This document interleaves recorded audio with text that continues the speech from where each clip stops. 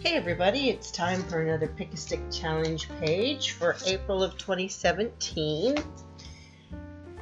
I'm working on a page that was actually, I color swatched some Tattered Angels Glimmer Mists onto squares of papers, and that the overspray is what you see on there.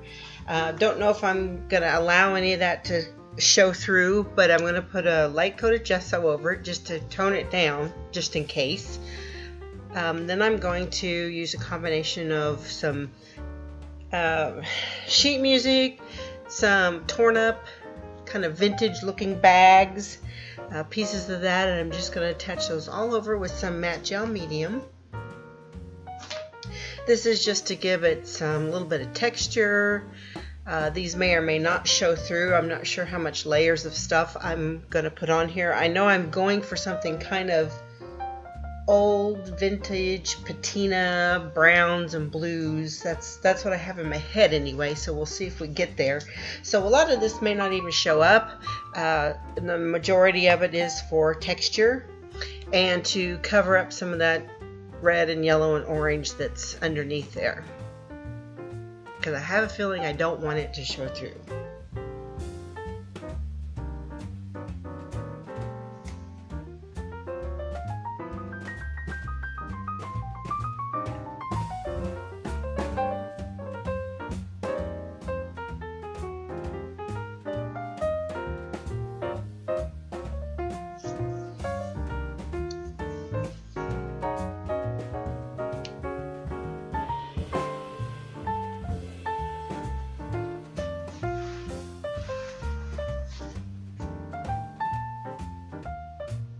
Okay, so I'm going to add a little bit of masking tape. Again, this is primarily for texture. The lines, the edges of the masking tape will usually show through on the finished product depending on how much other stuff I put on top of here. And this is just plain old cheapo masking tape. That's all it is, nothing fancy. Now I'm going to coat everything again with white gesso just to tone it down, blend it in a little bit, and that also gives it some tooth to grab whatever else I do on top of here. Now, I had kind of a good little blob left, so I took my palette knife and just kind of swooshed it on here. Came out with some really gorgeous texture in places, which you'll see in the close-up pictures at the end.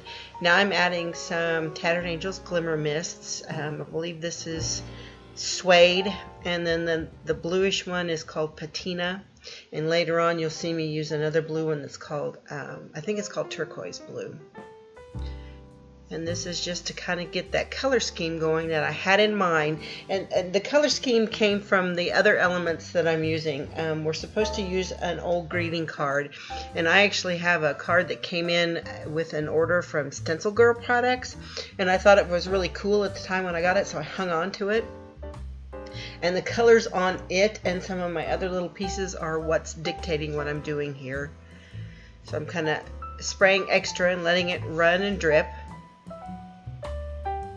Okay, now we're finally at step one, now that I have my background going. And step one is add black marker or pen. So I'm just using a Pitt Artist pen in black to just simple squigglies around the edges, nothing fancy.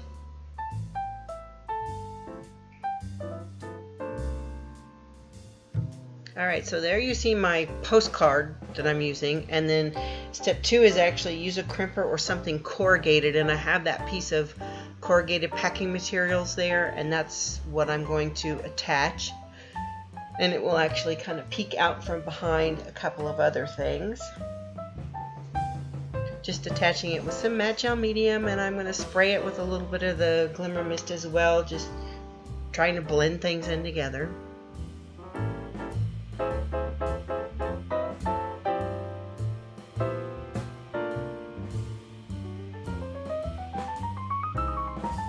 Here we have step three, which is reuse an old greeting card, which in my case it's a postcard that came in this order that I got.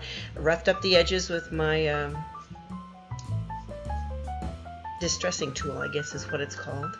Going to attach this with some foam tape so that it stands up a little bit and goes over that piece of corrugated cardboard.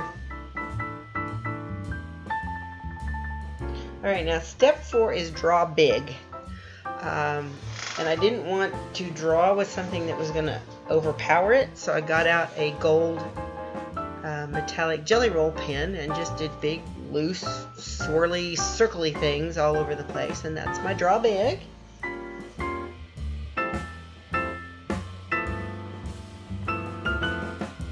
Step number 5 is add dictionary text. I hated doing this at this point because this is actually something I would have done when you saw me put all that sheet music and stuff on there.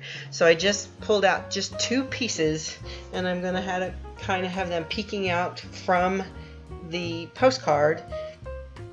And once I get them stuck down and dried, I'm also going to hit them with the glimmer mists as well, trying to blend them in a little bit to the background and make them match everything else. There actually is method to my madness on this one, and I'm happy to say that the end product came out very close to what I had in mind, which is always a happy surprise. Letting this do a little dripping and running as well.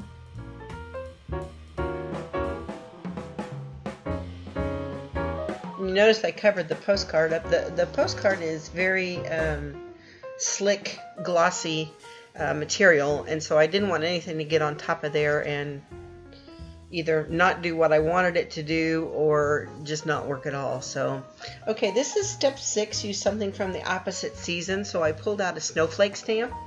I live in South Texas. It's about 85 degrees, hot and humid, so the most opposite that I can get is a snowflake. Alright, step 7 is make a list. I have a whole bunch of these little things that are different shapes and sizes that are like miniature journaling cards, and they had little lines on it, so I just made a quick little list on there. And again, I'm going to color this so that it matches everything too with the sprays, and then I'm going to ink around the edge as well using archival ink, as I usually do because it's permanent and stays put. And attaching that with a foam square as well so that it comes up and over that corrugated piece also.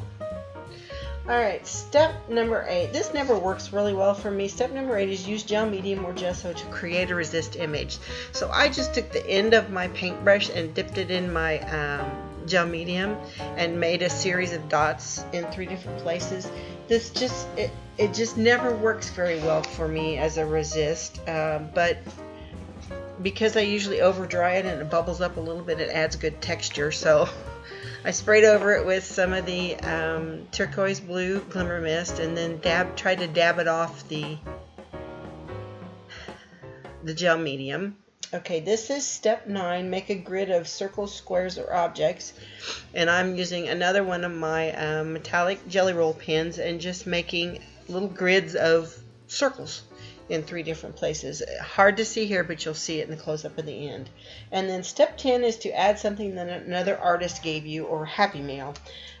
This set of, they're sort of like postage stamp images, I guess, came in a big bunch of Happy Mail that I got from somebody. And again, I was going for mostly the colors and the feels that matched everything else. And this is a little image with some like skeleton keys on it. And I'm going to edge it with the ink and spray it with the sprays as also to make it add in and go with the background. And that's pretty much all she wrote on this one.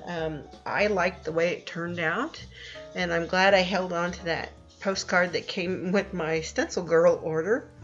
I hope you'll come over to the Facebook group and join us. There's a lot of great artists. We have a lot of fun. It's so cool to see the different interpretations every month that everyone comes up with, and how we either struggle or don't struggle with the 10 steps. Join in if you haven't already, and I do really appreciate you coming by. I hope you'll give me a thumbs up and subscribe if you haven't already. And until next time, I hope you have a fabulous day. Bye-bye.